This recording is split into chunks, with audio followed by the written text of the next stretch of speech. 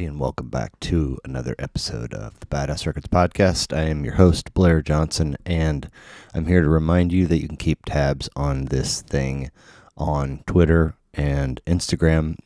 You can subscribe where you stream audio or on the YouTube, or sign up at the website, badassrecordspodcast.com.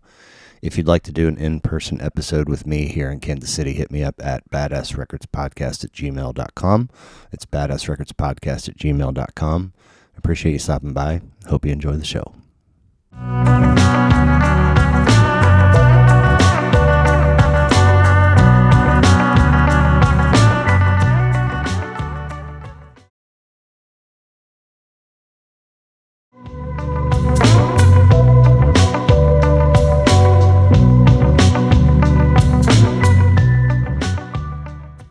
Excellent. So, assuming there's no major gaffes on my part, this would be episode 92 of Badass Records Podcast. Hanging with Dan Jones on a gloomy, rainy Saturday. Thank you for being here. How are you? I'm good. Is everything on? Yeah, everything's on. I think so. I've been, I've been running this phrase through my head. It opens on pause. It opens on pause for the cameras. Yeah. And, if you see the red dot, that's it's like, shit, I already knew. Can you see a red dot? I Good. see the red dot, yeah. My other newspaper staff buddy, he did episode 1, and this is set 4 of cameras. Gotcha. Like, same sort of deal. It's like, I don't want to get the cheapest, but I want, and it's like this kind doesn't create the kind of format you need. Yeah. Send it back. And the next one was like, this one doesn't talk to the laptop in the same, you got to do all these things. They're going to create all this storage space. It's a nightmare. Yeah. The third set, and then, these are not fully charged. They need 3 hours to be fully charged, blah, blah, blah. And so a jankier version of those shelves and they were just sitting on things with like twist ties holding them. Yeah. And one of them looked like it charged all the way, and the other one, like the filling up battery, and the external red light, they never turned off. And I was like, that's a bad sign. Yeah. So we start rolling, and I look up at like an hour and 15. I was like, oh no, my camera's off. And my buddy's like, mine's been off for like 45 minutes. I'm like, you didn't say anything? So there's partial video for episode 1, and then a couple or 3 where we've just lost video altogether, and makes editing easier. Yeah, I'm sure it does. But it's super, super sad. Yeah. Anyway, thank you for being here. Thanks for having me. Yeah, absolutely. We have been talking for a minute, and if I can do something if the temperature needs to be colder or warmer. Fine. Okay. Yeah. We've been talking for a bit. You've had some gigs come up, and like to me that always is like, that's good news. Yeah. Like the time and space for this will be there should we choose to pursue it. So you seem like a relatively busy guy doing Dan Jones stuff, and then Dan Jones and the Squids, correct? Yes. And your partner you guys have been together for quite some time, and it's 2006. Okay. Or 7. Yeah. And support has been from your partner has been high and mighty and positive and consistent all along that span. I certainly wouldn't be here if it weren't for 110% and a lot of patience with the quirks of music and creativity and So you've got Bandcamp. I think I saw 12 titles available for purchase or stream. Or a couple of those are ones like some of those are demos. They're kind of ongoing, so they're not like formal album releases. Right on. I think in terms of albums, probably 9 or 10. Okay. Yeah. And then danjonesmusic.com. Yeah. Which has some tour dates and like a blog section, and that's where I keep my blog and have the perennial store that I haven't quite built out yet, but all the stuff's on Bandcamp. Sure. So Bandcamp makes a pretty good brick and mortar store. Yeah. Or rather, storefront. Right. Yeah. And then Facebook, Spotify, Apple Music, YouTube are all other spots where people can find your stuff. Am I leaving something out? You said Facebook, Spotify, Bandcamp. Yeah, I mean, I think that if you, I use CD Baby as an aggregator to distribute digitally, and they distribute everywhere. Okay. YouTube. So okay. if you're on a digital platform, I'm sure you can find Dan Jones and the Squids. Nice. So yeah. And that even like Chinese and Russian and streaming services I've never heard of. I've seen my penny come from whatever. It is. Yeah. Hey. Yeah. So we're going out tonight. Yeah, we're going out Chinese tonight. penny. That's right. And how did you land on Squids? I've thought about this. I think I was living in Eugene at the time, putting together bands, had a bunch of band names that I tried, and it was like kind of a joke to have a different band name every time for a while. And I think I was thinking of it as like a baseball team. I think it was going to be Dan Jones and the Kansas City Squids. Oh, cool. Nice. In Eugene, which I thought would just kind of overly clever. Yeah, absolutely. Agreed. Agreed. And that became the Squids. Okay. And in retrospect, I kind of wish I had just called it the Squids, or, it probably would have had to differentiate it somehow from other bands called that. But I've been Dan Jones and the Squids for a long time. It just seems to kind of, it's stuck. And sure. It's kind of, I've had another band called Golden Motors, between the Eugene Squids and between moving to Kansas City and, rebranding music is just kind of it's a pain, so. I mean, that band was that was a totally different thing, but, to try to float multiple identities or brands or whatever out there is a lot of work. So yeah, so many I'd rather write songs. Yeah. But so many people have sat there and maybe I see that they're part of two or three. Mm-hmm. And when it comes down to it, they're like, well, then there's this thing and this other thing. It's like, you're in 6 bands? Yeah. And obviously, one or two of those are doing things much less frequently than others. Right. Otherwise, Yeah. But it's like, wow, I don't have a brain that works like that. It's like, here's my bucket of musical creativity, which I don't have. It's just an example.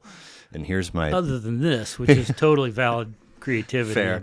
And then here's my parenting bucket, and here's my work. But, yeah. It's like playing... I've messed around with guitar, and I've messed around with keys, and have owned a bass, and actually still own 2 turntables. But I lacked the discipline to put in the hours with, Right. It was like I just wanted it to be a superhero costume and, Yeah. upload. Right. But I know that I could, be good at guitar, piano, but playing and singing, right. I don't think I have that brain. Like, I see, you name him or her, and it's just like, man. Yeah. And it doesn't have to be busy. It can just be, and still it's like, no, this is an engine that, and then what I got to look, if I look over here, this one turns off. Yeah. You know what I mean? Yeah. I'm kind of the same. I'm pretty chanky with chords when I'm singing, and seldom do anything complex when I'm singing. Interesting. I don't know how Sting or Geddy Lee or people who do intricate things while they sing. Geddy's pivoting his bass to get on the synth and playing foot bass, foot keyboards and stuff. That's currently beyond me. Right. Maybe the next newer version of me might have that. Yeah. upload. But maybe there's a pill. Yeah, There'll be a sci-fi movie about it. Yeah, the multitasking pill. Yeah. The people with no musical inclination wake up with some, and the ones that already had it wake up as just, wonders of the world. That may have been done, but if it hasn't, that's a really good idea. Yeah. Somebody should write that script and give us some royalty credits. Exactly. Yep. So, born and raised in Liberty. Mm-hmm. Youngest of 8. Yep. How did mom and dad meet? They met at the University of Nebraska in Okay. Lincoln, so in college. Cool. And then, I mean, that's, that would have been in the 40s. Right? Yeah. Right?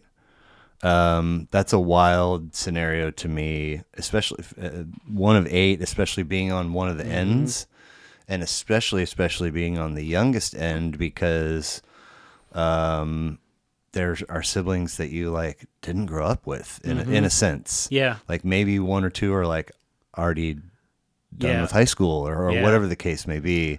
And then once you're all in adulthood, and this is just my imagination, your relationship with the siblings that you did grow up with it's got to be different than the ones you didn't, but you're all siblings, equal parts. Yeah. So it's very interesting dynamic. And I think when I was born, my 2 oldest siblings, my 2 oldest sisters, everyone was at home when I was born, they were going to William Jewell and in the basement, I think. Okay. For a year or 2 when I was born. Wow. So there was a big goings on. So everybody got you into your pajamas or gave you a bottle or something at some point. At some point. Nice. I do have an early memory of being swung by my ankles around the room. Yeah.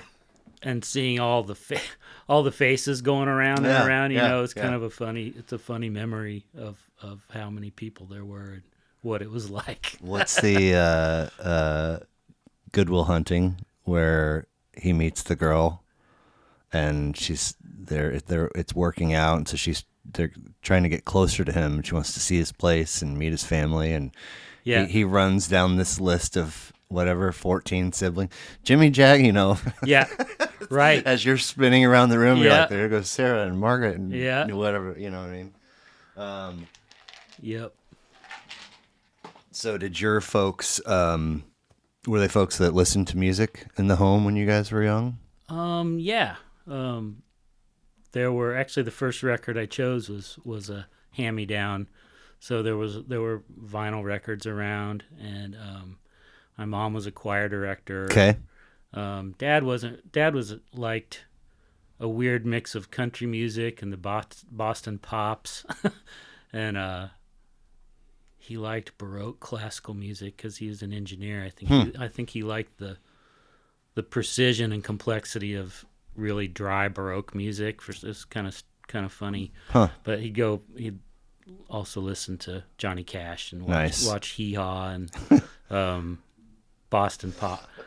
Arthur Fiedler and the Boston Pops. That was his thing. But the records around were soft rock and folk rock and West Coast country rock, and not didn't really have a sibling with edgy tastes until my sister Amy. She went to the Art Institute and UMKC for a while, I think, and she saw Talking Heads at I'm blanking, the Municipal Memorial. No, the small club on Main, Grand Emporium. Oh, okay, so first tour, So she had a couple of their records, and that was a mind blow, pretty much. So, lots of musicality in the family. I played trombone. My sister Beth played trombone. My sister Sarah played French horn. Oh, wow. I went to study that in school. My oldest sister is a pianist and accompanist, and lots of music, but not a lot of approval for rock and roll. But well, you gotta start somewhere, though. Yeah. So did each of you, in some sense, ultimately begin a collection of your own? And if so, do you remember first non-hand-me-down, first purchase or acquisition via trade or whatever? The first, I remember being sick and having the flu and asking for Billy Joel, 52nd Street. Man. So that was, I got that, I guess, as a sympathy gift. Nice. From TG&Y or whatever in Liberty. Yeah. Because Billy Joel was kind of my jam in 4th, 5th, 6th grade, for sure. Absolutely. First purchase, I went to stay with my dad for the weekend and rode my bike to Ord Parkway Mall and whichever, Sam Goody or Music one of the two, Led Zeppelin 4 and Innocent Man, both on cassette. And It was like, what what a mix, what a pair. And I was like, I need more money now to go back and just, Got your lawn mowing money. Oh, lawn mowing, yes. Babysitting, cutting grass. I mean, all the way up till, it's like, I see you've had vinyl, right? Your whole life. And I'm assuming that you're continuing to add to it now. Yeah. And so records get put on at your place, and it's, I had so much fun this morning listening to the records that I listed for you. Cool. Although I didn't have them all in vinyl, but still, it was. I just fun.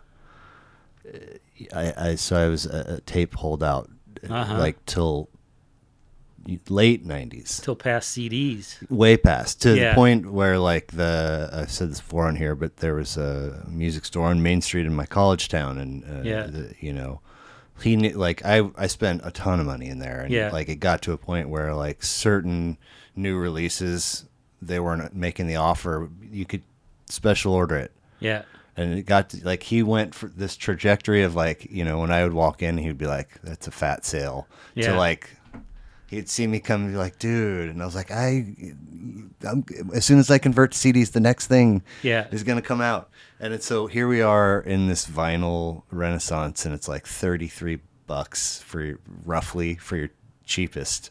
And it's like, God, it's heavy, and they take up room, and you got to be careful, and anyway, it's so. Do you still have your tapes? I do. I have almost 1,000 of them. I mean, I sold a bunch to like, my spots were, it went from Peaches to Sound Warehouse to CD Warehouse at 75th and Metcalf, but next door to, or a couple doors down, was Exile. And they had T-shirts, and they used, and you could, so I would take some in there. It's like, I don't actually need all the AC/DC tapes. Like, some of them, they're not all amazing. And if I sell a couple of them, I can buy, this, whatever I was into at the time. But I actually, for a short spell, lived in a pickup truck with a camper shell, and, like, all my belongings and my dog. And there's these, steel loops just inside the tailgate. And so they're wooden 100 cassette holders. So they would have to be upright and facing each other. And bungee corded to those loops in order to not, whenever I would turn or whatever. That's awesome. What am I doing? And then if I want to, I got a 12 cassette Case Logic with a Walkman, and it's like, if I want to swap tapes out, it's this whole ordeal to, like, pull over. Oh my God, pull over, get out, get in the back, undo stuff. They didn't make 500 tape changers. No, they didn't. They and then, which, Lord, trying to, you fill up one, you get another 100 holder, and it's like, all right, I got to shuffle all the Z's over to here, and the Y, and spread out, leave space for new additions. But eventually those gaps close, and you got to move again. It's like, happens with every media, right? Records and CDs. Yeah, except for streaming. It's like, it's all boop. But so, how about first show? First concert was Billy Joel. Okay. Second concert was the Police. First intimate upfront punk rock show was Meat Puppets. Cool. So wow. Yeah. What a mix. Yeah. And then how long are you tromboning?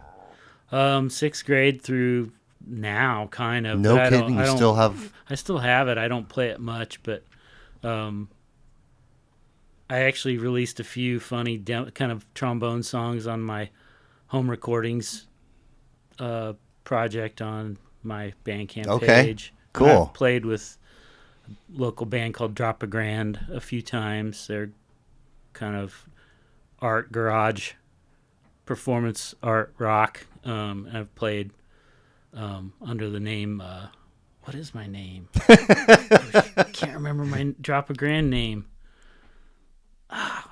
Well, I'm a Canadian expat, basically. Okay. Plays trombone in the Horns of Manitoba with my friend Mark. Nice. But I played trombone, studied, took lessons, played in groups all through college. Okay. Cool. And where'd you go? University of Iowa. Iowa. That's right. I was playing at a pretty high level,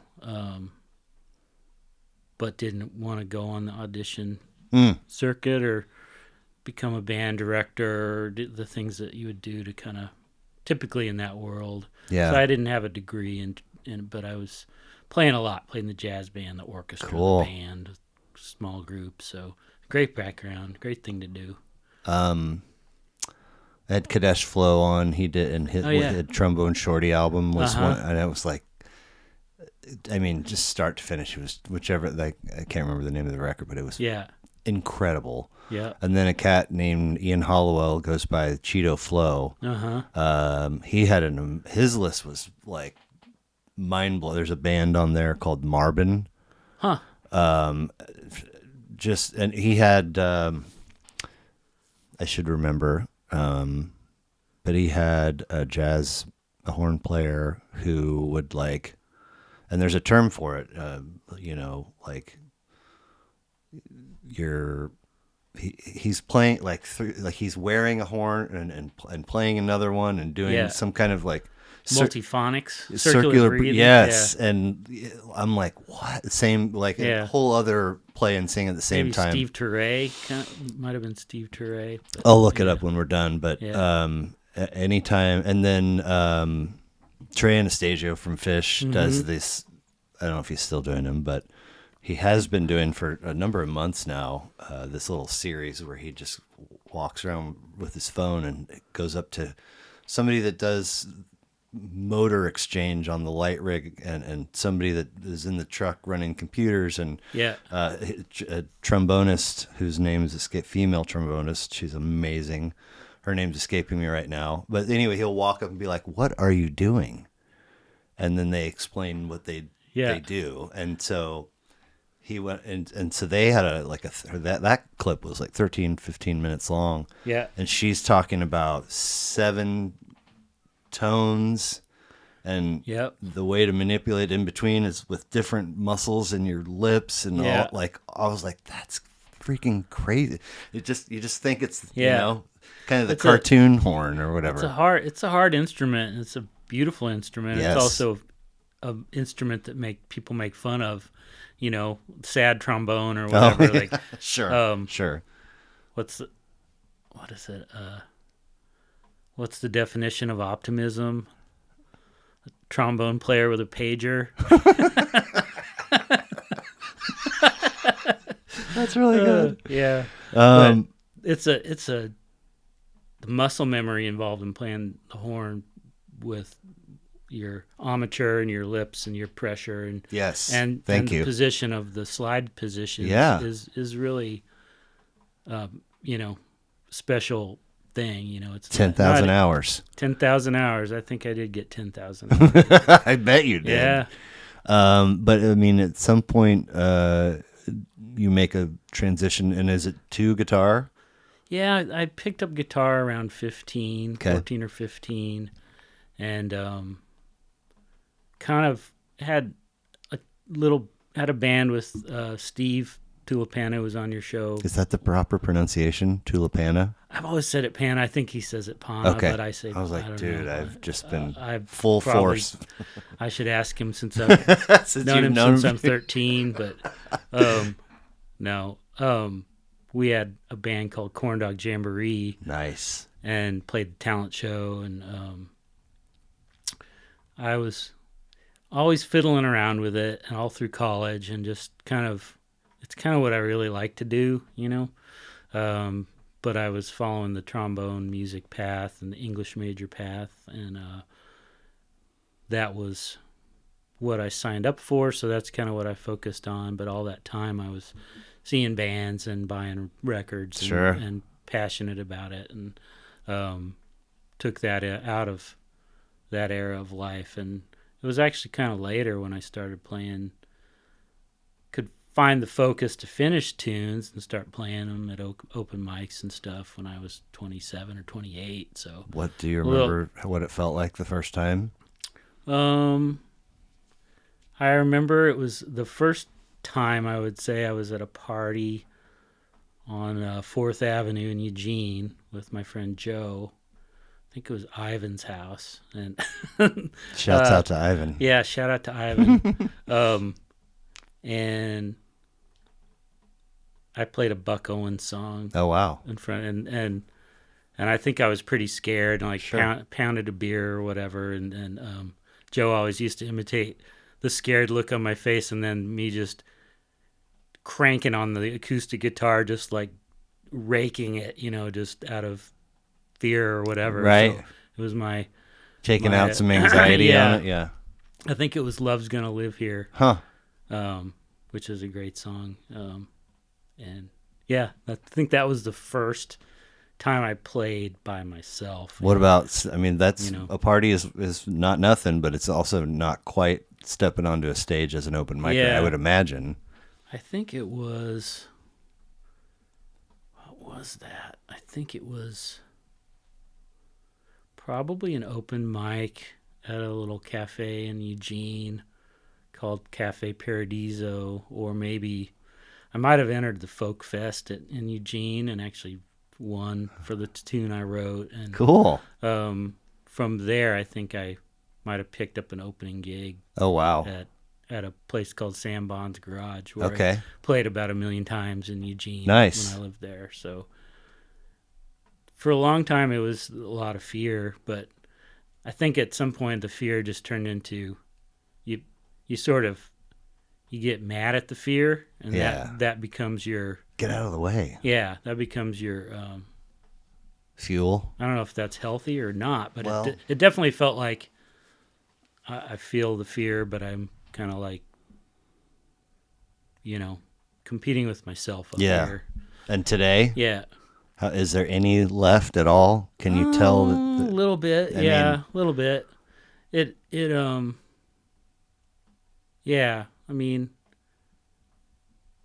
But feel pretty comfortable playing with my friends, with Steve and Matt, and we're kind of doing it for each other and doing it for fun. And part of my, I don't think people want to see you feel afraid. They are on your side, and they want to see you having fun, and they want to have fun. Yeah, and absolutely. So probably if there's new material and new things, I'll get nervous about messing them up or whatever, but it's pretty much fun now, yeah. So a wild thing, in that you're gonna go play a new song for the first time live. Nobody knows if you miss a change or leave out a line or whatever. Yeah. Unless it's observable on you. I mean, and there's like other areas in life, where you could apply that, but still, right? It's like, God, sweaty palms and feel my heart rate a little hot. You know what I'm saying? It's like, and it's kind of version of the 80-20 rule. Like they may pick up on 20% of something you you distort into 80% failure. Right. It's very, people are far more forgiving and don't, Right. Yeah. So that essentially, though, guitar and trombone have been. Yeah, I've picked up some drums to play on my own demos and real primitive. I play bass on my own demos and Cool. Keyboards and stuff, but that's partly computer assist because I can just play the track over and over again until I learn changes or Sure. learn to keep the tempo or keep the drum beat going long enough to finish. Yeah. So I'm not very good at any of those things. So the Squids, how many roughly outfits did you gig with or record with or whatever until you sort of found a home, if for lack of a better phrase?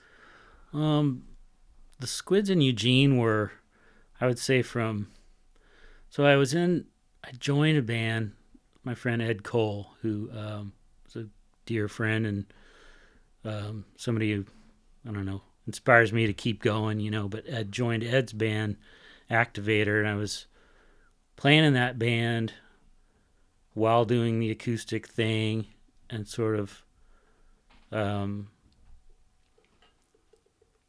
then got a small startup record deal for a solo Dan Jones thing. Oh wow, cool! And had a combo going into that and twisty turny, but I mean, tried different names, different personnel. Started the Squids during that process, and that was Dave Snyder, Eric Jensen in Eugene, and we made that. Half of that record was sort of with them, and we played that lineup, probably played a year, and I don't know, the Squids then just started morphing. Okay. And there were probably 20 different members over 5 or 6 years with people coming and going. Sure. It was kind of a pickup band in a way. Yeah. But there was sort of, I don't know, there's a through point. Yeah, of course. That is the Squids. And, part of the pickup band factor is you're starting to play the same things over and over again because you have an algebra of common tunes that and it gets smaller as you practice less. And so I kind of closed the loop on that in about 2007 or 8 and started Golden Motors. And oh wow, okay. That was from 2008 to 2013 was my primary band in Eugene. Heck of a run. And we made 2 records, and we were definitely practice every Tuesday, work at it. We had a work ethic that was, and we were firing on all cylinders as a 2 guitar, pretty powerful rock band, Nice. And then Tracy and I moved to KC in 2013, and I didn't want the Gold Motors to have provisional membership of here you do this gig and that kind of thing. Yeah. So that was done. Didn't revive that under here, but I revived Squids here. We played under Squids KC for a while, and that was when I was like, I'm not doing another Facebook page for a band with a different name and all that stuff. Yeah. So I became Dan Jones and the Squids. That was a 4-piece for the first record, and then we were a 3-piece now. Alex Alexander played lead guitar on the first record in the first 3 or 4 years, I guess, of our existence. Sure. And then I just kind of scaled it back to be more of a power trio. Cool. And now, that's what it's been. So 10 years has been essentially the same membership. Wow. Here, which is the longest lived band I've ever had. Right. And I may have covered a little bit of this with Steve, but are you guys still getting together regularly to practice? I know you're gigging, so like, where's the practice spot? And then if you do record, where's the record spot? We practice, I would say we have been playing the same set for a long time and probably practice once a month or every 3 weeks. Okay. Sometimes if a gig's coming up, we'll practice once a week for a couple weeks. So we'll either practice at Mini Bar, which Steve owns. Right. Which is a privilege, Yes. We can haul our stuff up there. Sometimes there's a drum set up there. Or we'll practice. We used to practice in my attic, but I moved it down to the basement, which feels a little better. It was cramped in the attic and feels more like a garage band in the garage, basement garage. Right. So it's there. Cool. Or Mini Bar. And yeah, I mean the capacity for a band to learn new material is limited, and I think we're at a place where we just did a new record, and I get cranky about doing the same things. Is it the one you brought me? Yeah, that was our fall. That's I think the official date was September 1st. Oh, look at that record bar. Rock and Roll Daydreams. Yep. We got what, 3, 4, 5, 6, 7. A better part of a dozen tracks, it looks like. Yeah, I think 12 or 13. Okay, and then I'm guessing it's somewhere in the 40s running time. It is a snappy 33 minutes. Okay. Yeah. Okay. That tracks. couple of the tunes are a minute and 20. Okay. Kind of faster tunes. So, it's taken me a long time to learn. I think that it's probably better to go out of town and play a set you feel tired of in some ways and kind of reinvigorate it in front of new people than it is to just roll over and play more new tunes for the same. I mean, there's room for both. Sure. But it's a little bit more of a, I don't know. You get your act together. That's where that phrase comes from. Apparently, it took me a long time to learn it, but you get that act together and then you can go play it. Can you say a little bit more about the capacity for bands to learn or new material or add to? Yeah, I mean, I think I'm a prolific writer, so I demo things by myself at home and release them on Bandcamp or whatever. But you have to have receptivity and presentness and openness to pick up new tunes. If you're not the author. Yeah, okay. And that's a huge thing to ask from people. Sure. So I've been really lucky to have. Usually in any project, I think if you're a writer, singer-songwriter, you might have a band that's fully present once a week or whatever you're doing it, if you're lucky, or more,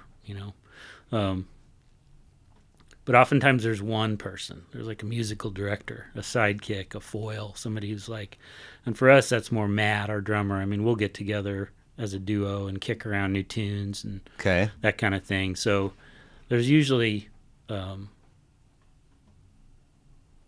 there's got to be a chance to air it out in front of your peers, your band, see if it feels good, see if they're interested. Right. If they're not, it's usually do something else with it or whatever. So over the course of the time that you guys have been playing together, have there been situations where you bring a new song and it works, and then some where you bring it in, it just kind of never feels right, and then also some where you just never bring them at all and just kind of stays your own thing?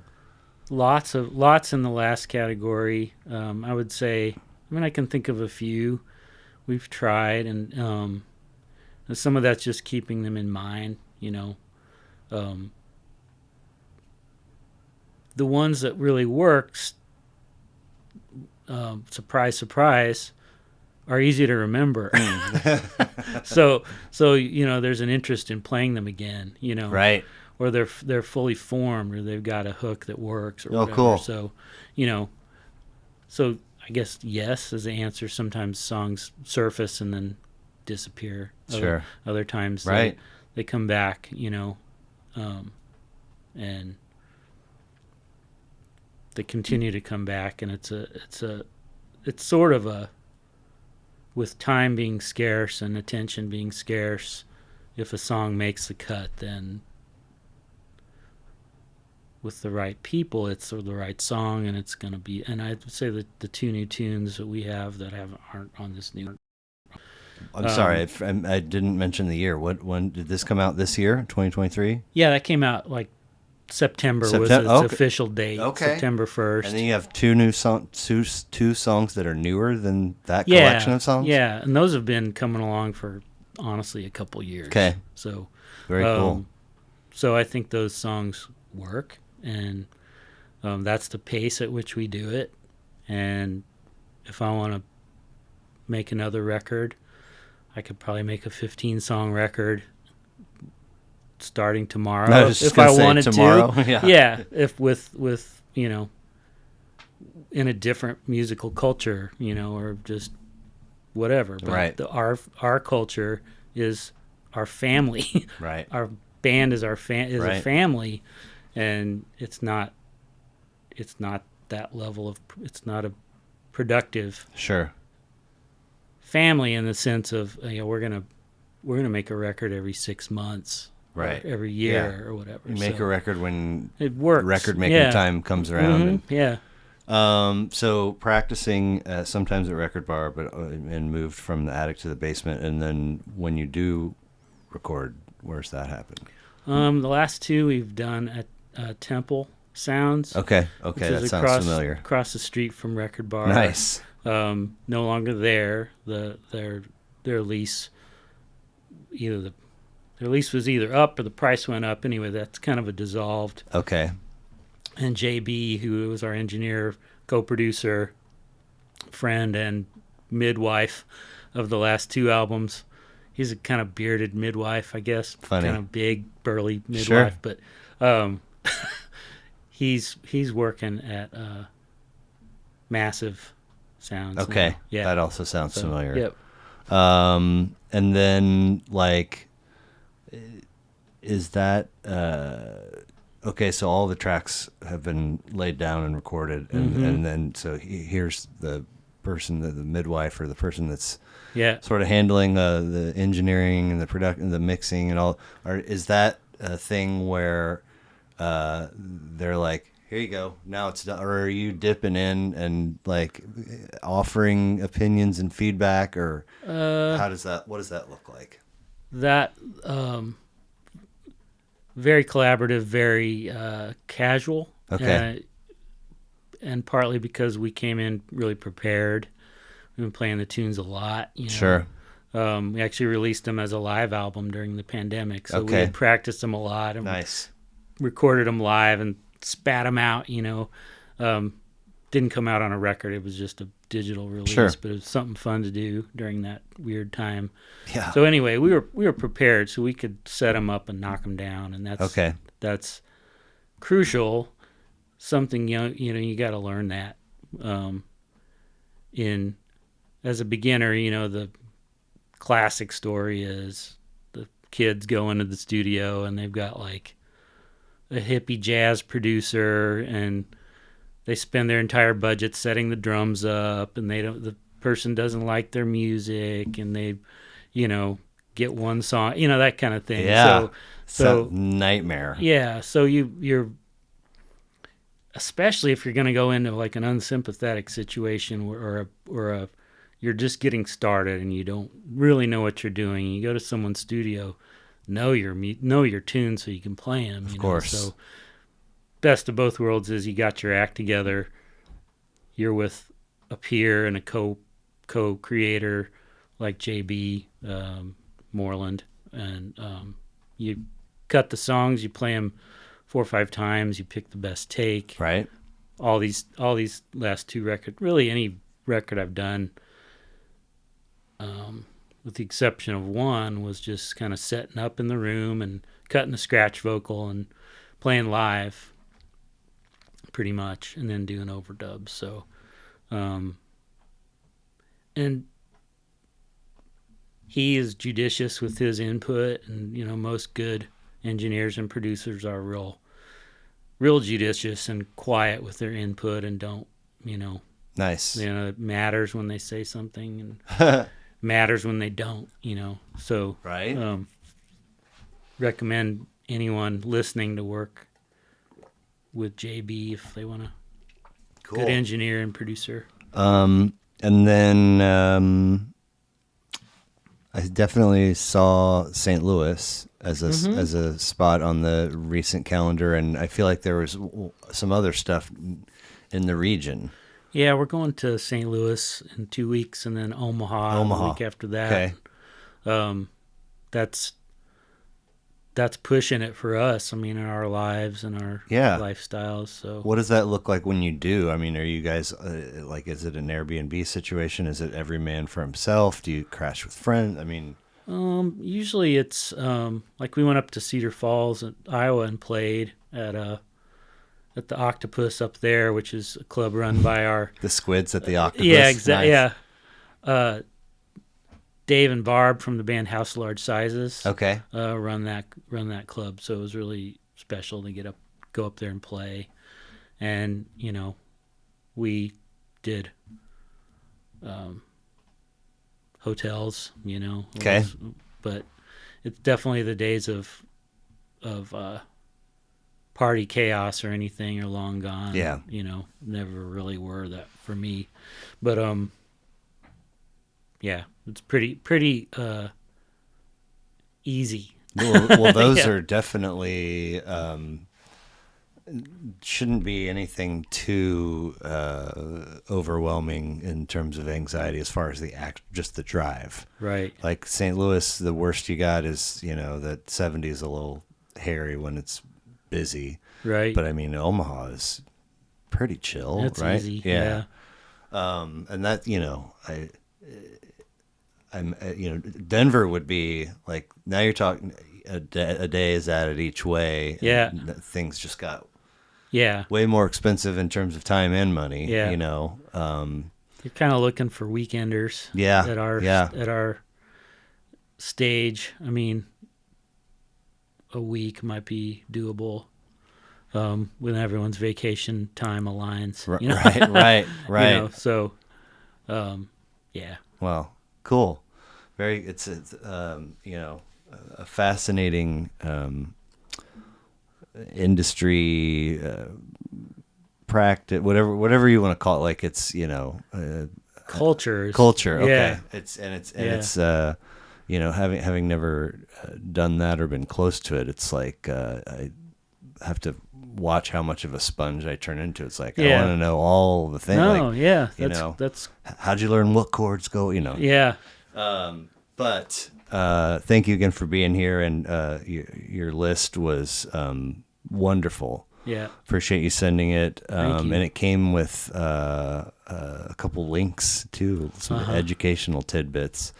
And if we kind of roll through them chronologically in terms of release, it starts with little local-ish flair and self-titled Ozark Mountain Daredevils. Can I hold this up? Please do. Yeah. That's you over there. All right. 1973, first of 8 for them, 10 tracks, 38 minutes. Know the hits, which for me are If You Want to Get to Heaven and Jackie Blue, and maybe there's a third. Always. Those are probably the two. Yeah. Although Jackie Blue's on the album after this, I think. Yes. Which is like If It'll Shine When It Shines or something like that. Yes. Something. Yeah. Newfound appreciation for them, though, to sit down and consume an album. Yeah. It's an art form that I, when it was born. Obviously love. Right. When it was born, it was like, it quickly develops steam, and you get this huge window of double albums, and that's kind of where all the blew the budget on setting up the drums, like all those stories of garage band that somebody ponies up for studio time, and how many fights that happened, and choosing cover art, and the songs that are going to make it, and what sequence they're in, running time, credits, all of it is wonderful to me. I mean, not the fighting and the budget stuff, but hopefully anyway. And then the point being, it kind of rolled strong in different shapes and forms in the 80s, and kind of had a springboard into the 90s. And it's like, I don't know where we are now. Like, there's a lot of folks that subscribe to the I just drop singles, I don't I never press vinyl or have CDs produced, but so point being, it was fantastic to sit down and listen to this one. And you said this was a hand-me-down, or one that came from the family home. Yeah, I think there were multiple copies of this floating around. Nice. From my brother and one of my sisters. I'm not sure which one, but I listened to this lots and lots, ages 7, 8, 9 years old. Sure. On a little weird console. Yeah. Console record player we had, and I mean, I think it's partly, it's co-produced by Glenn Johns, and I think it was concurrent or right after Who's Next. So he was on a roll. He's one of the greats, So I think it's a kind of a perfect record in a lot of ways, and you can actually hear the Who have rural sounds embedded in their music that you don't necessarily think of them, right? But it's an interesting pairing to go back to back with those two records. Just, this is not the heavy arena rock, of course, right? That album is, but very interesting. In the excuse me, in the production / fidelity, and it's almost like, and rural, I think, is a great. So here's the sound of the music coming out, and it's ruralish, but it's also kind of, it's not like thoroughly clean and polished, but it's pretty clean. And then like the vocals, it's almost like they turned it down in the mix, or their equipment. I don't. Was it intentional? I mean, it had to have been, right? It's pretty organic. It's like they're like off mic or turned down or something. And a couple times I'm like, dude, this is really nice. I don't want to strain. But it also works. It's interesting. Maybe that's the rural part, is that you're not you don't have that lead singer avatar. Good point. Preacher, in front of the band, like classic rock tends to have, Yes. And I don't know, I think it's a collection of great songs, and it's just dear to me from being a little kid. Sure. But I also think it's got elements of yacht rock. It's got elements of it's definitely country rock and rock and folk music, and it's you put it up there with Loggins and Messina and Allman Brothers and I don't know, many other country rock artists, but I think it's got a weirdness to it that's interesting. And so many different writers on it. And I used to just look at this. I used to look at this thing, at these guys, and it's falling apart, but just these pictures of like their bass player sleeping in a twin bed out in the yard, old cars, acoustic instruments, dogs, cows, just like, I was like, wow, this is a band hangs out, you know. Right. This is them. This is their, like, They're giving I didn't know what a commune was or what hippies were or Sure. any of that stuff. I just thought, I always looked at that and I was like, they have a really weird life out in the country and they play music and snapshot into what's going on. Well, I was enjoying it and found it interesting, and then track 5, Colorado Song, I was like, dude, this is really, really nice. I thought it would probably sort of trickle off after that, but then Road to Glory, I think, is track 7 maybe.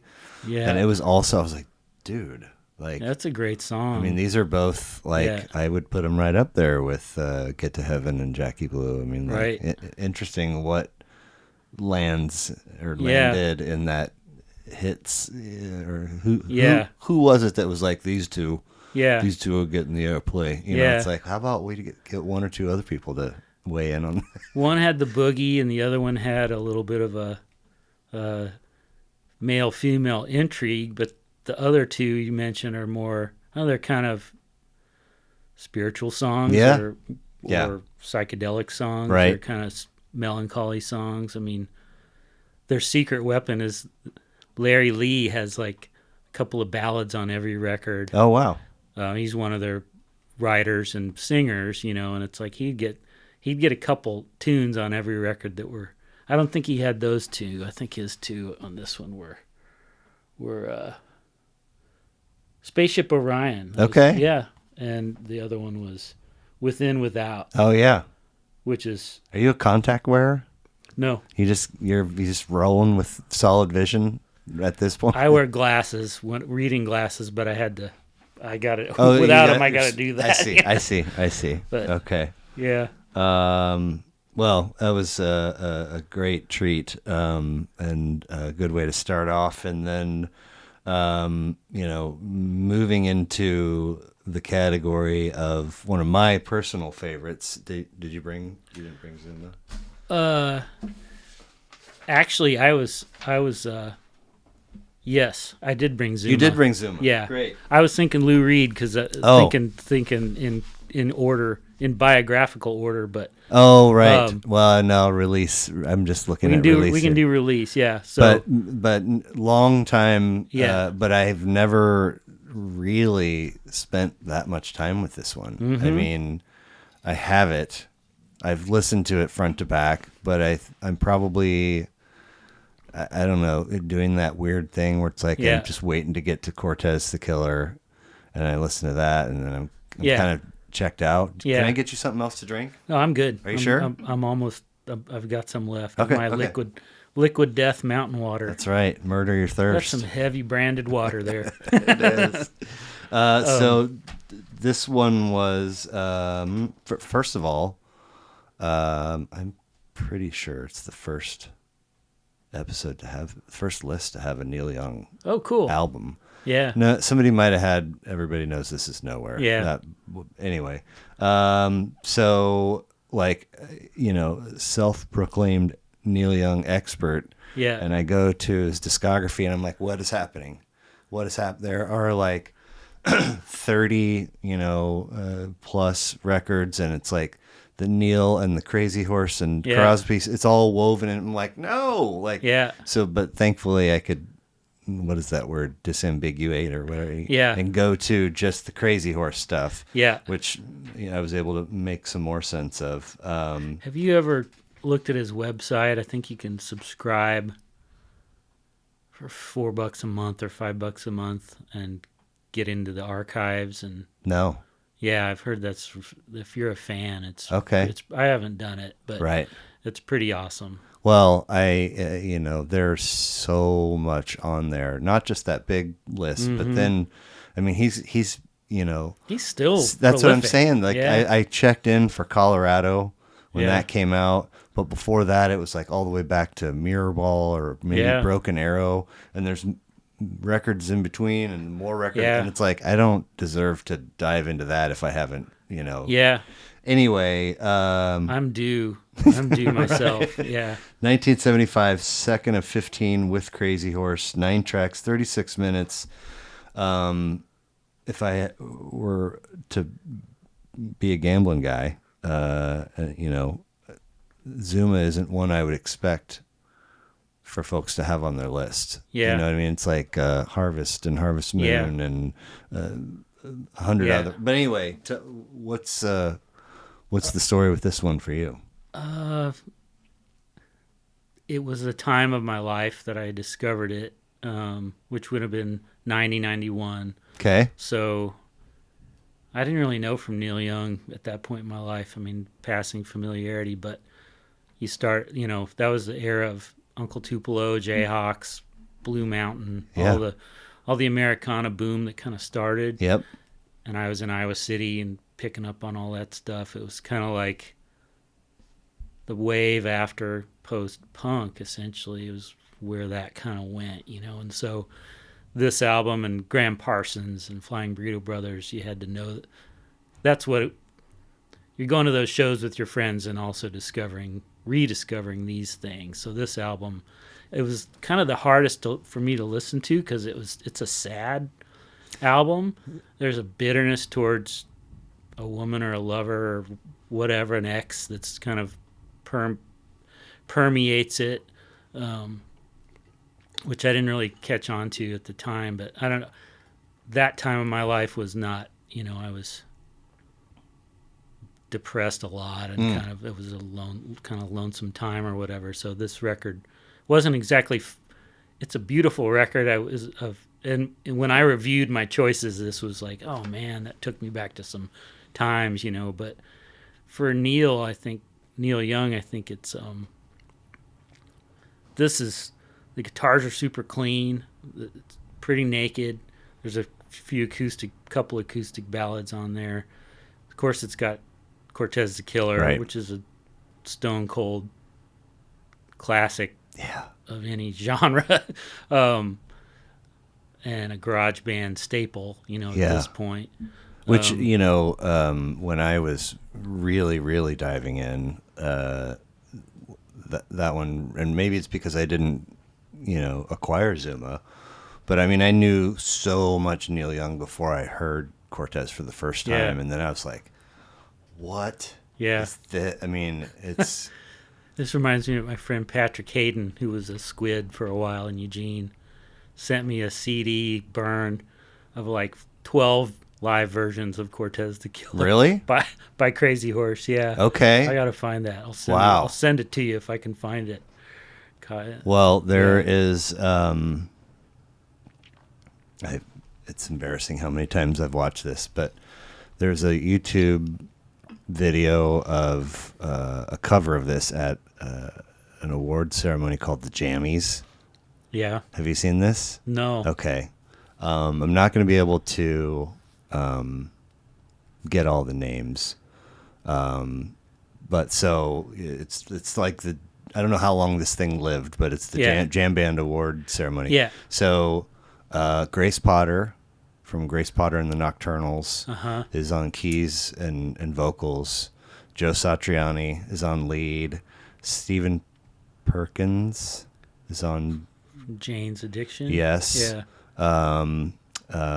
Steve Kimmock is on rhythm. There's a guy named Wally. I can't remember his last name, but he plays trumpet. And I'm leaving the bassist. I can see him. Anyway. Is that the guy from Widespread Panic? No. If you saw his name, you'd be like, oh, no, he's from this outfit or outfits. But it is bananas. Yeah. It is so good. They cut, it's only 4 minutes and change. Yeah. So and you can tell because she skips a whole verse. Yeah. But it's like they had to have rehearsed in some form, I would imagine, together. Yeah. And not on their own. But it's like they start and like almost from start to finish, the look on their faces looking at one another is like, we are killing this. Yeah. And they're having so much, oh my God, it's great. Oh, I gotta look that up. It makes,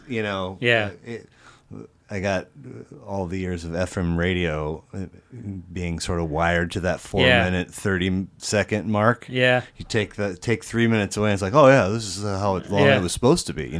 Right? Not really, but anyway, that's all. I would love to see like your buddy's burn CD and like, what is it about each of these versions that made you like, oh, this is a thing I'm gonna do. Cool stuff though. And then you did bring Wildside? No, I could not find it. Very fascinating. 77 greatest hits record, 41-minute runtime, 11 tracks. I got it on cassette, which I appreciate. Very nice. And I tried to find it, but I was afraid I'd get a brown recluse bite, so I stopped digging. So studio albums for Velvet Underground did 4 technically studio albums. Yes. There's self-titled, Nico, Light White Heat, and then Loaded. Yeah. But Lou Reed was more your jam than Velvet stuff. Yeah. Fair to say? Yeah, I discovered this album, aforementioned Billy Joel, 4th, 5th, 6th grade, discovered our record store that we knew of when we were not old enough to drive was like the Music Land at Metro North on Berry Road, and we discovered David Bowie, and his glam rock tapes were always in the bargain bin. Let's Dance came out, and then we went back, and so it was through Bowie that I discovered Lou Reed. I bought books about Bowie. I was obsessed. Went from like George Brett posters to full drag Ziggy Stardust posters. Your parents I don't know what's going on there. My mom was pretty flipped out, but so Bowie, I discovered Lou Reed, and it was in that same bargain bin that I probably found Diamond Dogs and Pin Up Ziggy Stardust, Aladdin Sane, Funhouse, Stooges. Okay. These weren't big sellers in the suburbs of Kansas City, right? But I found this tape. But by golly, a copy of it made it to that store, and there you were. I was there to get it. So yeah, that tape was. There was just something about his delivery is so dry, and I was like, where did this come from? How does this guy get to sing like this and make records? Because his voice is not real technically accomplished or whatever. It's kind of got some Dylan-esque stuff going on, but personality to it. And it's all personality, and it was really pivotal. He's telling a story. I mean, like the Ozark Mountain Daredevils. Yeah, there's a world in that. My imagination from that, as a child's point of view. But, with Lou Reed, it's definitely like, and I like looking at all your books here behind you because I have read a lot of them. But, I mean, he's a writer, and his songs are fragmented and they allude to things that are off screen, and he introduces a character's name and gives them 2 lines, and you wonder who Candy is, and then he's on to the next character. Right. And, I didn't know the world he was talking about, obviously, the kind of druggy trans club life, whatever. Even his look, I mean, obviously Bowie's a different look, but then it's like, I kind of, it's like what the Bowie look is more than what his look, even though his clothes and things might match up more with what you're using. I don't know. It's like, what's going on over there? Yeah. Yeah. Who is this normal sounding dude singing about this mysterious stuff in this conversational way? And it just, so loved that. I think that cassette has 2 or 3 songs from Transformer. Oh yeah, for sure. Yeah, it's got a song from Berlin, which has killer trombone in it. Okay.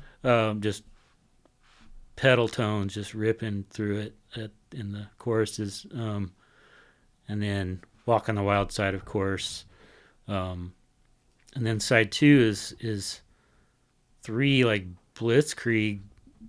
Lou Reed it is, probably from Rock and Roll Animal, and with Steve Hunter playing guitar, and just like balls out rock and roll. Yeah. I mean, you put it next to anything. And then the coda of this collection, who knows who put this collection together, but the coda is kind of Coney Island Baby, which I think is one of my all-time favorite tunes, all-time favorite ballads, just the sweetest, saddest, tenderest song, and listen to that tape a million times. So nice. From there, I discovered his. We graduated to the Walmart bargain bin in Liberty, and found Steve found Gary Newman. Oh wow! And some other things that I found. Lou Reed New Sensations. Okay. Lou Reed Legendary Hearts. I think I found the Blue Mask. These were his kind of sobriety year. Oh wow! When he went into recovery, and so I discovered that stuff, and I love that stuff, and a lot of people don't like that stuff. Huh. But, the Blue Mask could have gone on my list too, but then I discovered the Velvet Underground. Of course, I love that too. But interesting. I didn't know that he was. I didn't know until later he's like this avatar of the underworld, of the darker side, or the wild side. Yeah. I just thought he was a cool sounding poet. People could point at Tom Waits and say, right, you're dark underside, seedy, all these adjectives, but you're not that, and point to Lou Reed. Because even, what I'm saying? It's like, that is crazy, but also I can kind of, I see how you got there. Yeah. This is still a mystery to me, I have had these weird moments where the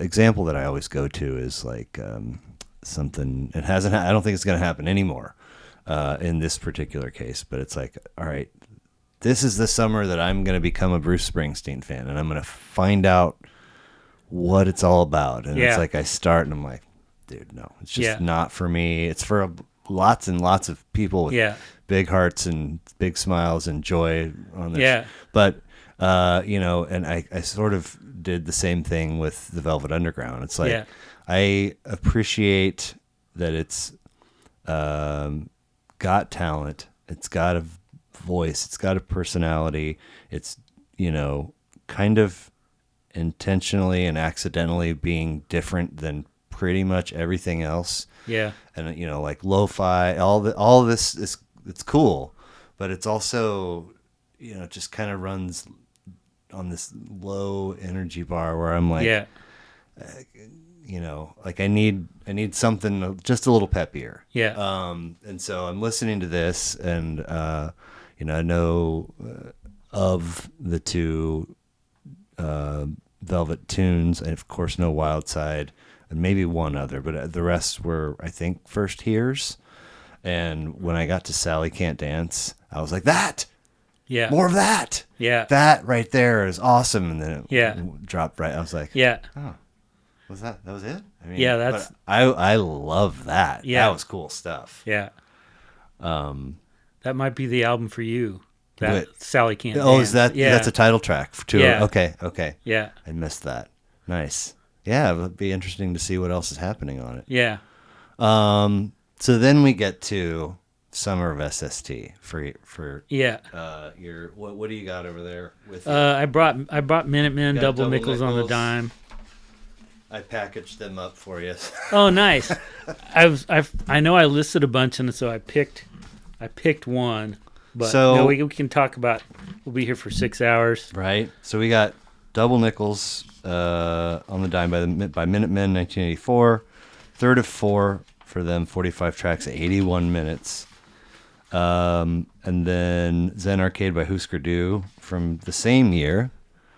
Second of 6, 23 tracks, 70 minutes. And finally, Up on the Sun, Meat Puppets from 1985. Yeah.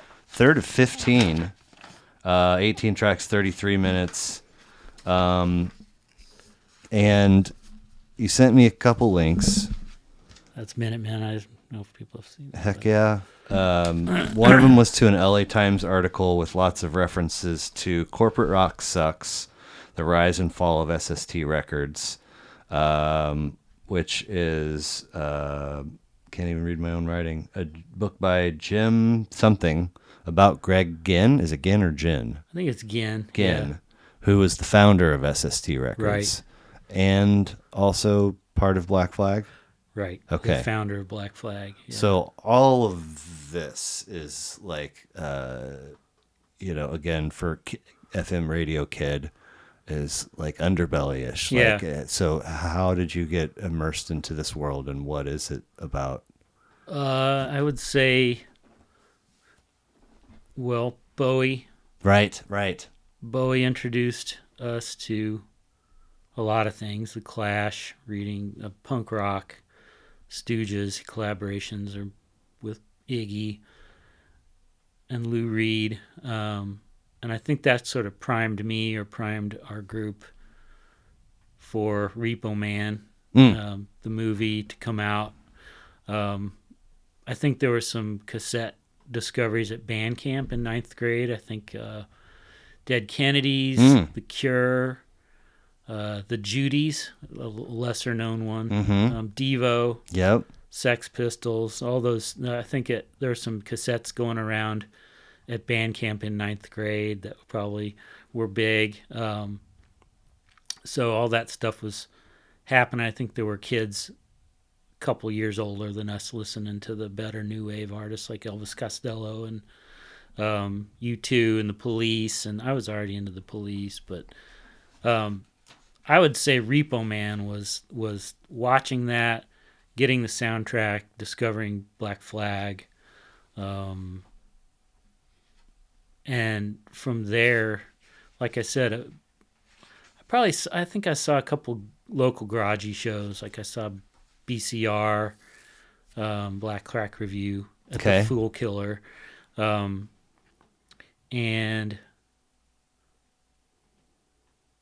Up on the Sun, Meat Puppets tour.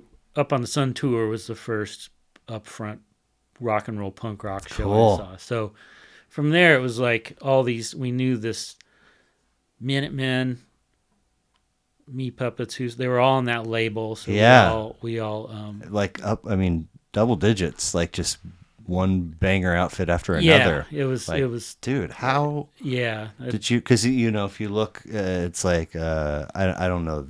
None of this is accurate, but it's like the Stones are on this label and Zeppelin's on this label, and like nobody has like a family. Yeah. Sort. At least that's how I interpreted it, which is really cool. Maybe more like a Motown package tour. Okay, there you go. Or NWA and like a a lot of spin-offs and offshoots in a hip hop community. Yep. I don't know who invented the term, but I discovered it on Andy J. Pizza's creative podcast, Scenius. Okay. Genius crossed with the scene. Yeah. Is Scenius. I like it. And I think they had Scenius going on for sure in this lightning in a bottle way for a few years. Very prolific. To your Bowie point, Christoph Nemeth from Emmeline Twist was on, and it was like all this tiny window for his all 5. Yeah. So we got The Cure, Sisters of Mercy, Simple Minds, Ultravox, and Tones on Tail. Yeah. And I don't know if it was when we were talking about one of the record at some point in our conversation. He was like, dude, like none of any of this happens without Bowie.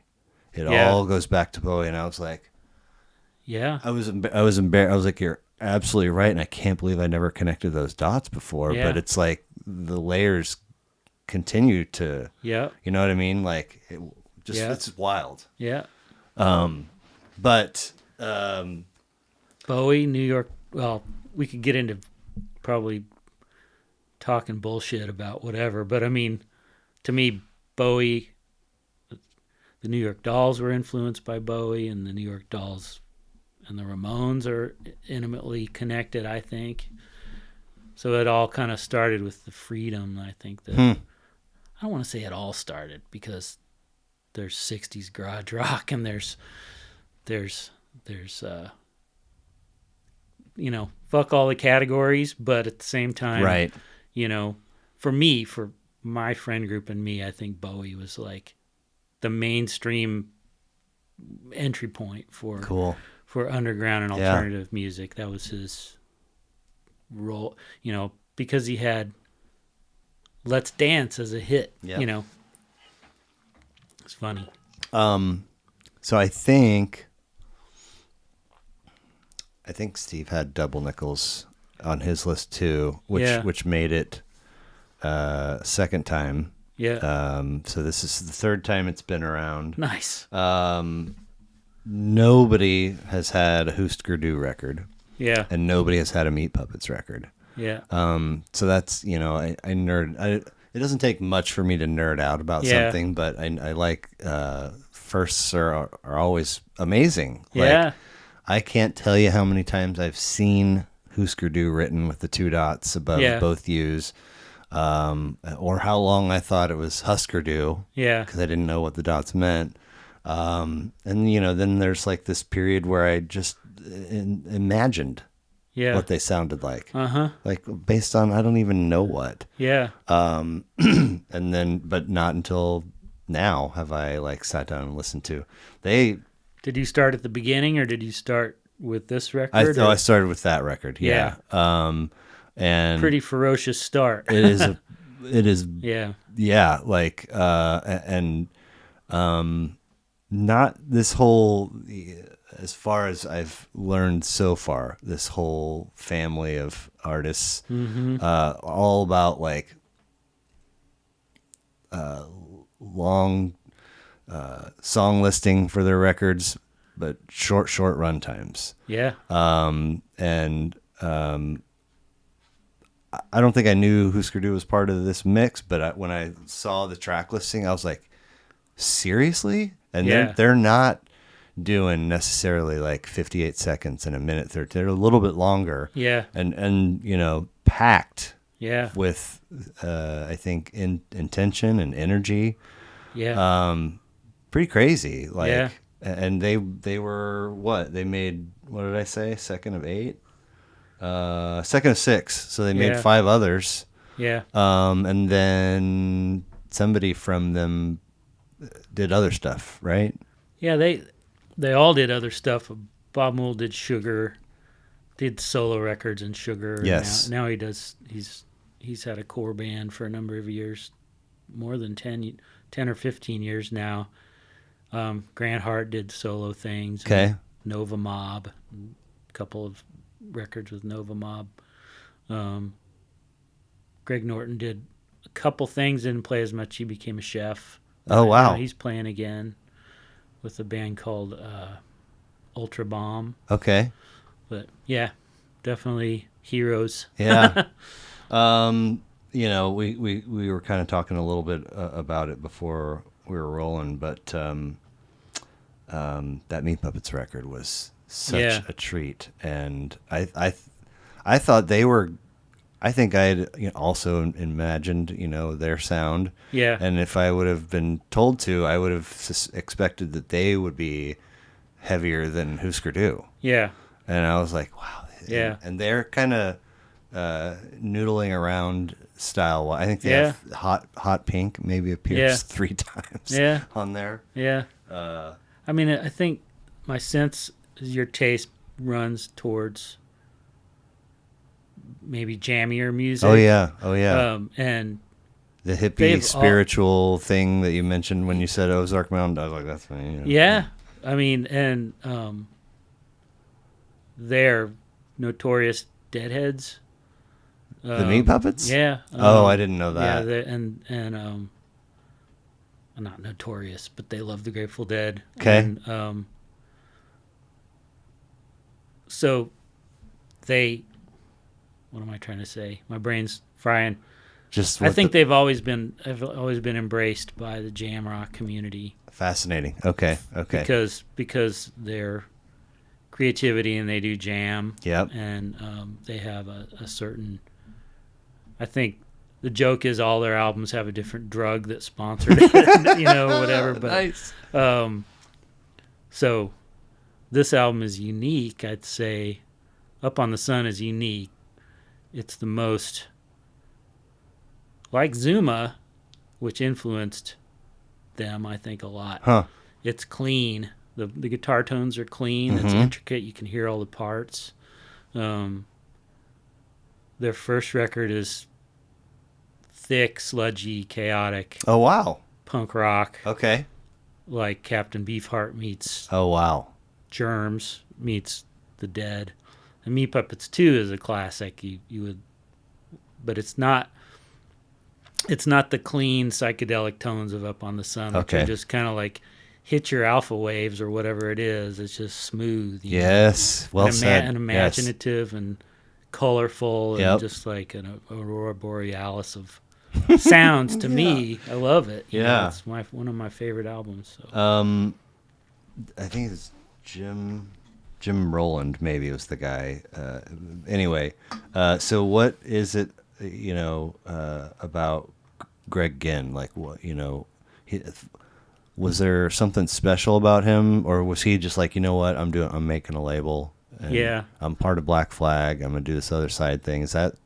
Yeah, I think he had a work ethic that was incredible, and the people around him did too. And it wasn't just him; it was a number of people who created a touring circuit for Black Flag that the other bands then took part in, and I think that became the circuit that is still alive today. Nice, yeah. I mean, it demolished the assumption that you're trying to play in arenas or something. It's like you can do this, from town to town, and I think.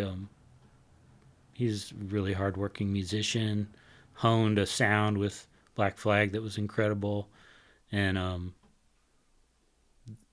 they created a community, which is the most powerful thing you can do in the world, I think, to advance any cause, whether it's to make or sell records or whatever. So, right. He's a controversial figure. I'm not gonna.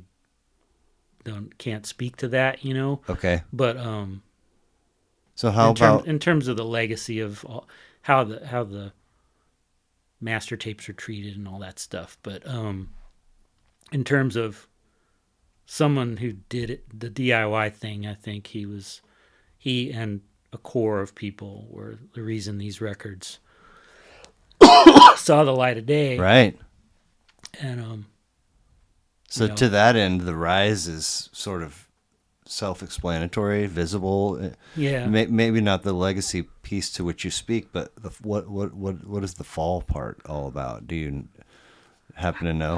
I think it.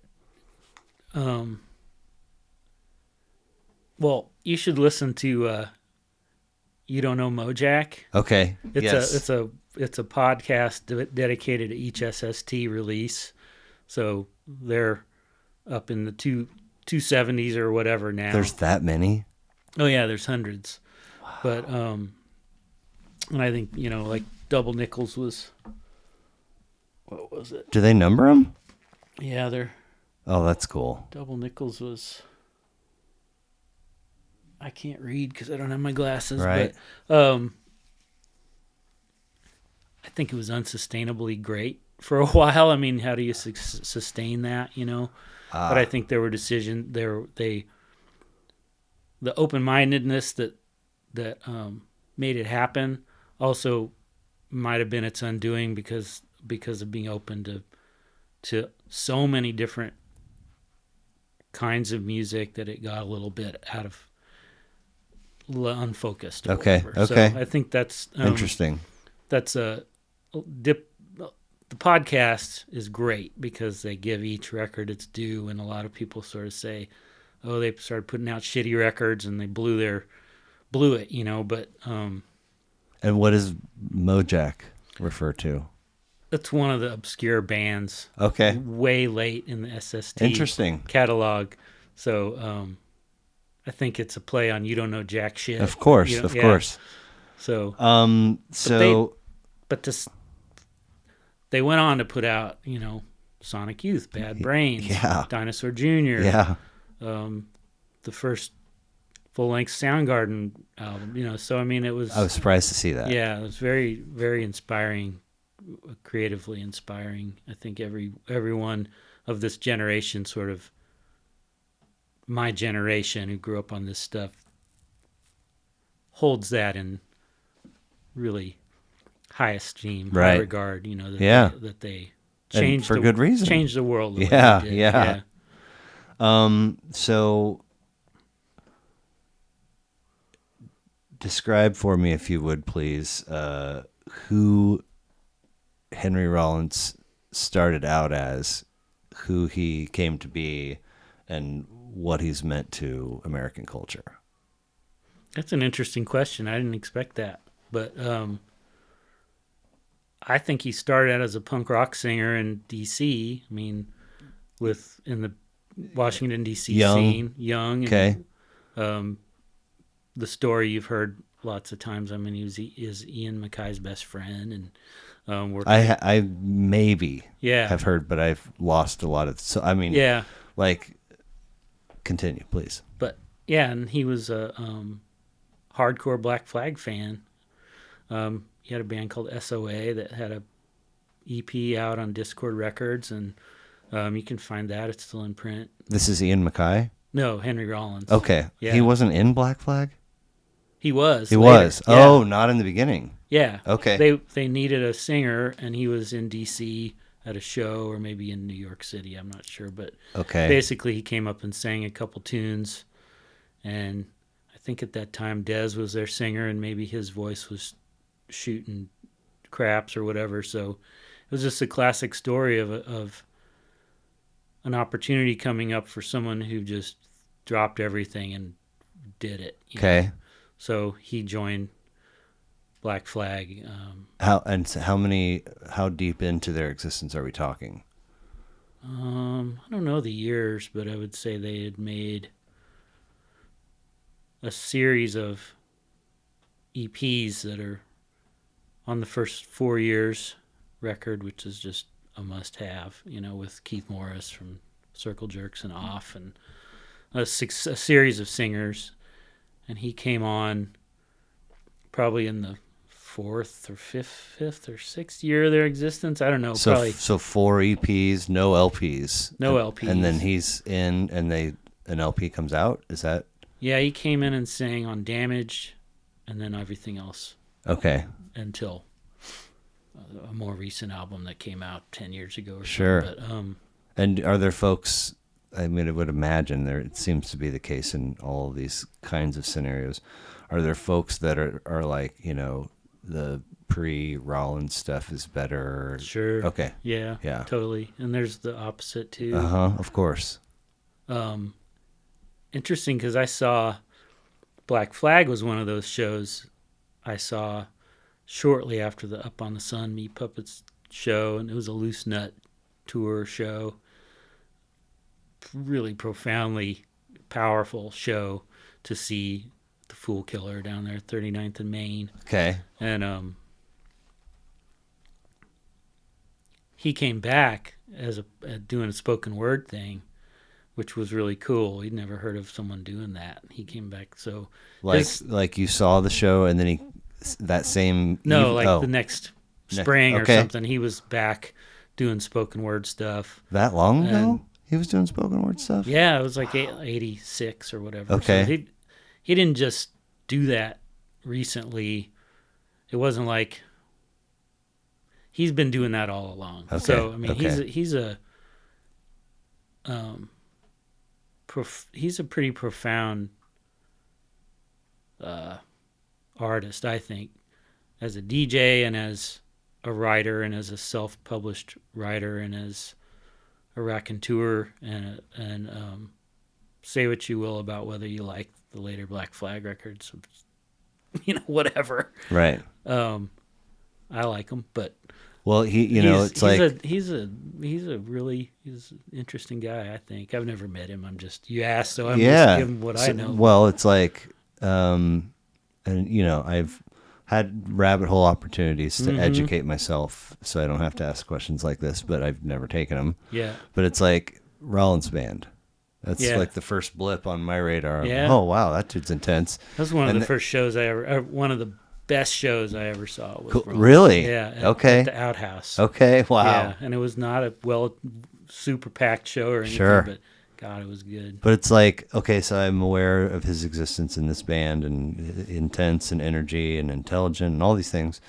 And then it's like, at some point, I learn about some of this SST, and it's like Black Flag. It's like, oh wow, that's this part of it's one pocket of the punk, whatever.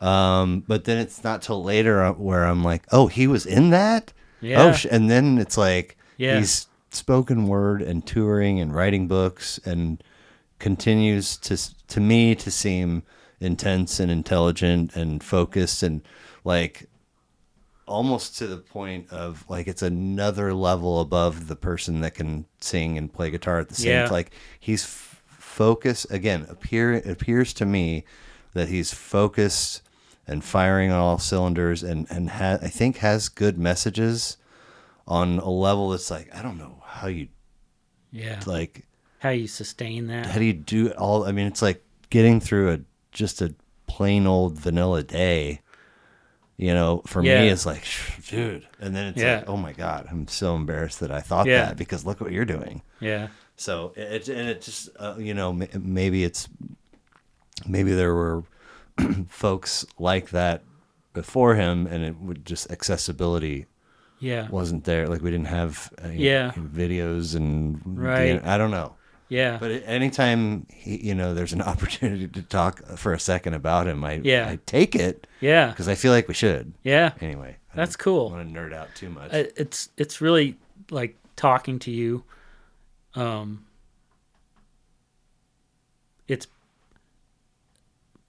It's clear that like that's been the world I swim in for years of this stuff. And, obviously it's my point of view, but that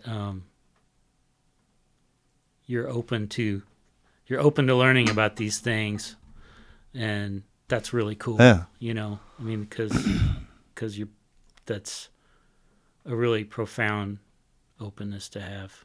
Well, I mean, it's like an old timey uncle that I saw 3 times across the first 20 years of my life. At one point, maybe he thought his days were numbered. He gave me a suit, and he's like, it's patches and hounds. It smells like pipe tobacco, and it's just always in my closet. Yeah. Every time I'm like, God, fucking. Yeah. And then all of a sudden, one day, I'm like, ooh, I might look handsome in that suit. Yeah. Or at the very least, it fits me now. I'm gonna have this dry cleaned. Yeah, I'm gonna walk around town wearing it. That's like musically. Yeah. We were talking about shedding snobbery and opening your mind. Yeah. It's like, hey man, that suit might be a cool deal. Like so I'm just now to that point, right? Yeah. Where it's like I'm putting the suit on and walking around in it just to see what there's to see. That's inspiring. Well, that is inspiring. Thanks. It really is. Yeah. I didn't mean for it to be. Yeah, no, it is. Yeah. So, I don't want to call it a left turn because it sort of stays on, in swims in a similar stream, but Guided by Voices. Yeah. Alien Lanes. 1995, 8 of 39. There's got to be more than 39. Well, but whatever. Yeah. 28 tracks, 41 minutes. I'm reading this thing. I'm like, okay, this guy, James Greer, wrote a book called Guided by Voices, A Brief History, 21 Years of Hunting Accidents in the Forests of Rock and Roll. And in it, he allegedly writes that Alien Lanes, Guided by Voices' first album with Matador Records, came with a $100,000 advance, but the cost for recording it, if you leave out the beer, was about $10. And I'm like, this guy is so clever. And I'm like, wait a second. He's the bassist. And then you look and it's like, oh, he's done a bunch of different things besides just being in a band. Yeah. Who is Guided by Voices, and did you discover him because there is some kind of kinship to this pocket, or totally separate? That's a huge question, and I'm happy to take a stab at it. Okay, perfect. What else is there? My first exposure to Guided by Voices was my friend Missy. We worked in a deli. This would have been about 92, and in Eugene, and Guided by Voices was playing in a parking lot in Eugene, and she was listening to their Vampires on Titus tape, and it didn't connect with me at that point. Okay. And it's one of their more noisier early records or whatever, but that was when I first heard of them. And they had a reputation as this ultimate party band. Okay, really? Like just ultimate, like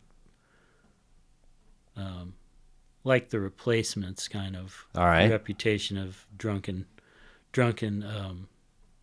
bacchanalia and craziness. Great word. Yeah. But I'm trying to think when did I finally connect and take a chance? And I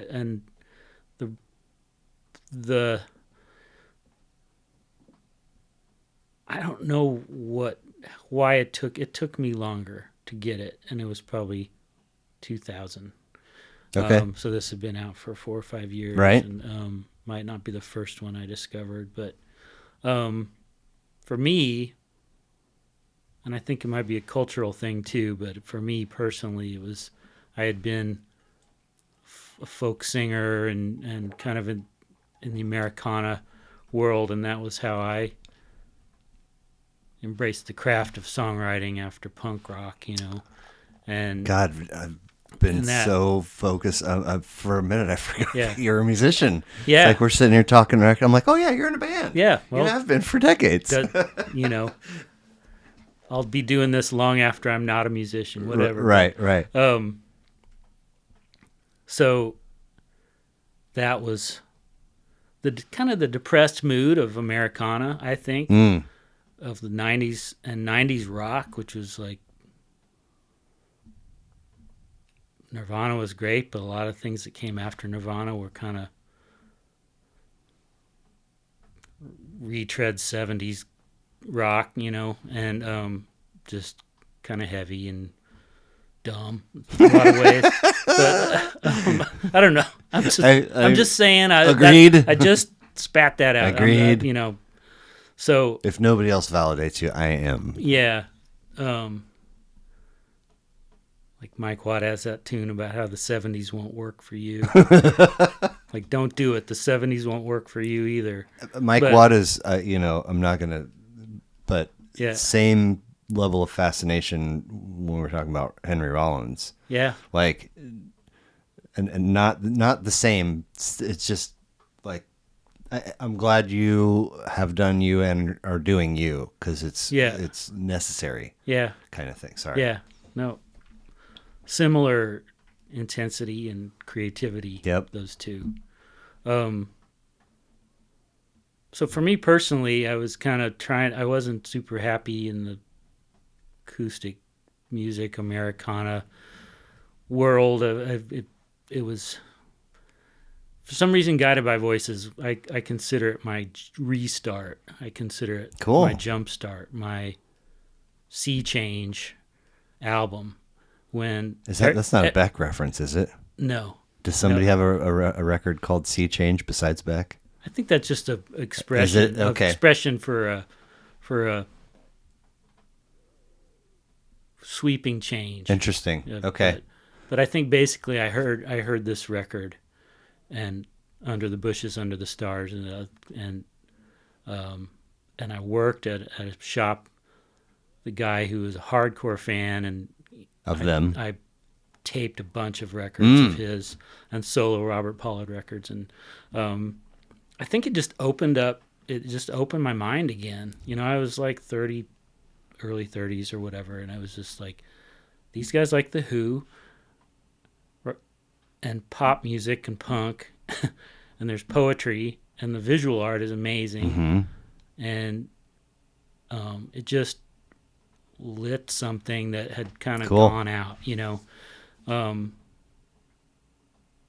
this album, like Double Nickels, I think, like Up on the Sun, has its own, it kind of creates its own world. For sure. Is it hermetic? Is that the right word? Something that's enclosed.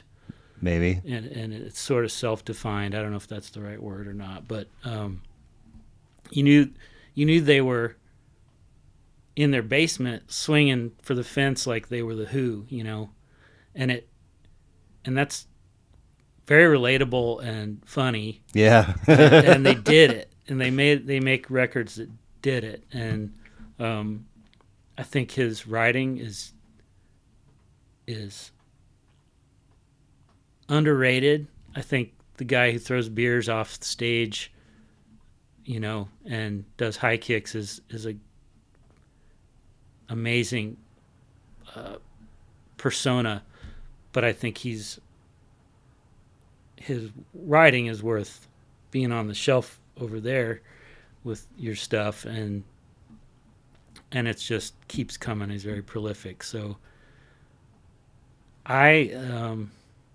Pollard, and it's an unlikely pair of heroes, but Pollard's a hero, I would say, of mine, and William Stafford, who's a poet who passed away in the early... He's from Kansas. He's born in Kansas, yeah, and lived in Oregon. Okay. But a similar, utterly dissimilar in some ways, but the attitude of welcoming what your creativity brings you that day, and and trusting it, being prolific, not being tight-assed about it, and just letting it flow, and letting other folks decide whether it's good, but God, I remember when I first read Stafford as assignment. Everything about me, way underdeveloped, but it's all about, when do we get to the beats? Where's the partying and the so it's like, read some William Stafford, I'm like, fucking snooze, bro. And then later I'm like, oh my God, that's just really, it doesn't all have to be your beer throwing kick jump, it's quiet. Yes. Yeah. Yes.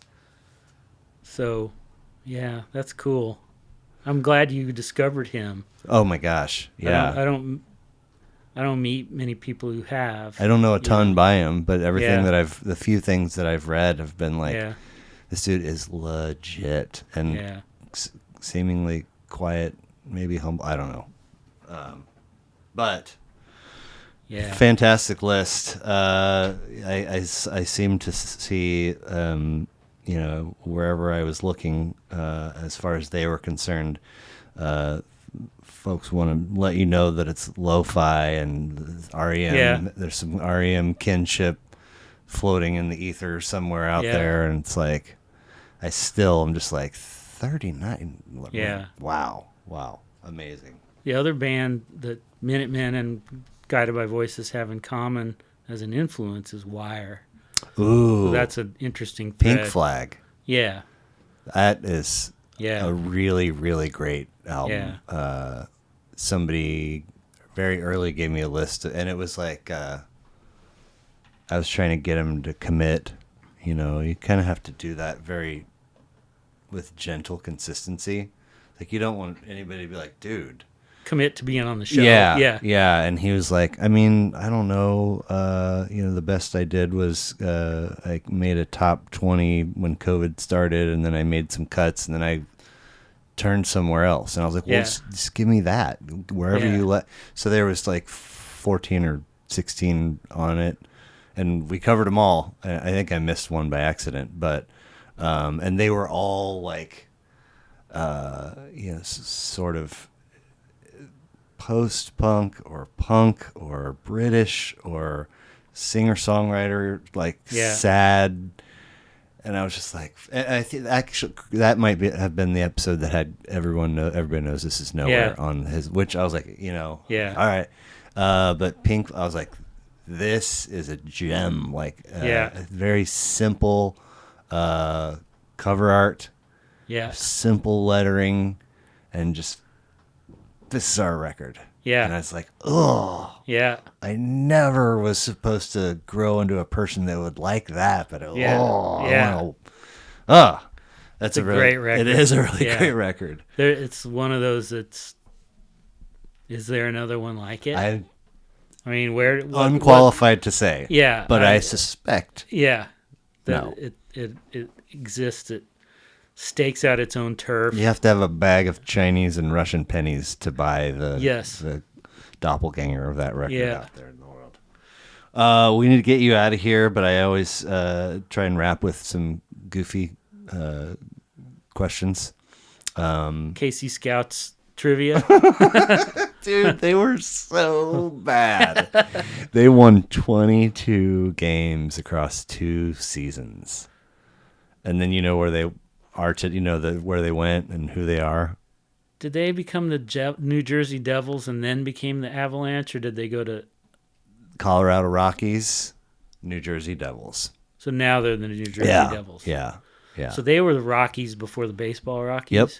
They were 2 years here, 74, 75? Yeah. No. And then 6 years in Denver. Yeah. And then Jersey ever since. Yep. God, they were bad. Yeah. And I think a collection of characters. Yeah. Like Hanson Brothers type stuff. These are not get your act together kinds of fellas. Yeah. It's like if they make it to the rink and their gear is there, it's like, okay, we got enough to dress. Do you know the Hanson Brothers? Oh, yeah, from Slapshot. Well, you know the band No Means No? Yeah, They had a alter ego band called the Hanson Brothers because they're funny. Canadian. Oh, yes. So it's like hockey themed punk rock. So somebody had a bands. No Means No record on their list, and seem to recall like Left Wing Lock, or there was something about hockey was a track title or an album title or something. Yep. I was like, ooh, they're Canadians. Yes. So if you remember the show Fear Factor, it's sort of Joe Rogan's first. That was Joe Rogan. Yeah. I forgot that. Yeah. Joe Rogan making people eat pig uteruses and stuff. Whatever he was doing. Nothing's really changed. He has $100 million now, which that's I don't think and a lot less hair. Yeah. So I never really watched that. I would just see the previews and be like, that is not a thing. That's not for me. Yes. Yeah. I can endless possibilities of things that folks went through on that show. I can imagine probably a lot of them. But what would be the worst imaginable scenario for you to be in a whatever it is? Like you got to lay in a bed full of spiders or... So a fear factor situation. Yeah, like what's the utmost of heebie-jeebie for you? If my sister Megan were here, she would say touching wet bread. Uh,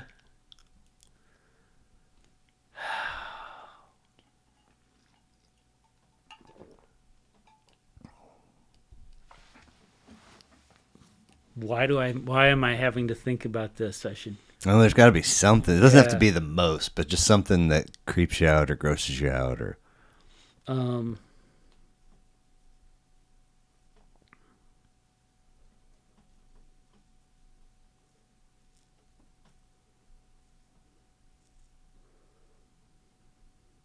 I'm thinking Indiana Jones when he slides the lid off of the room, or he puts the staff down and he looks down and he's like, snakes. Why did it have to be snakes? Yeah.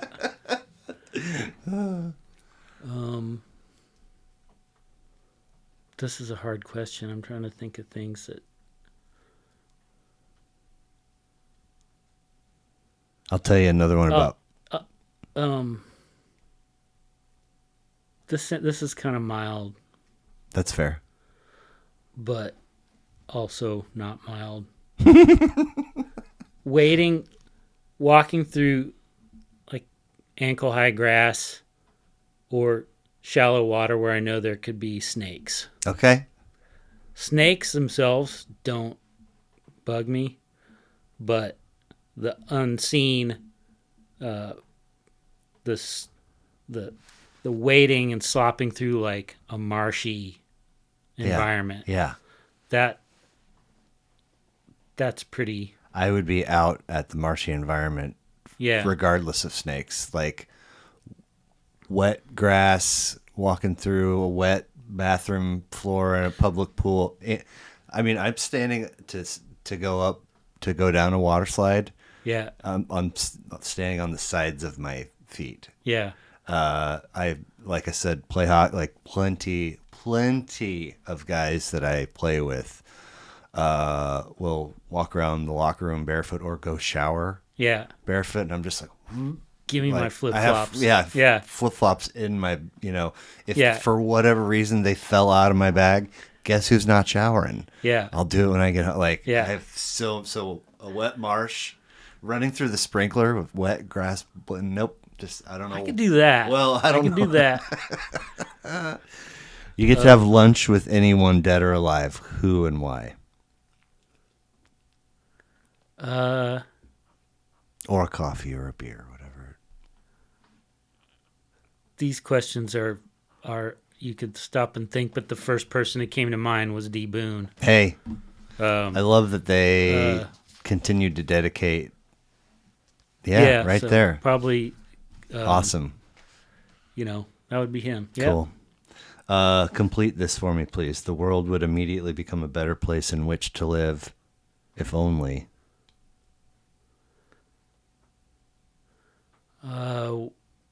Each of us participated more in influencing government, community, politics individually. Fascinating. Grassroots.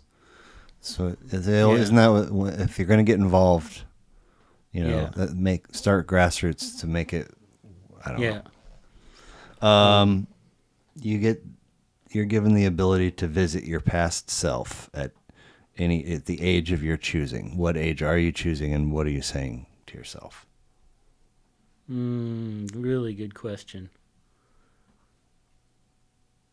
I'd probably around 15 and just say, you're fine the way you are and everything's going to work out. You can do it. Amen. Yeah.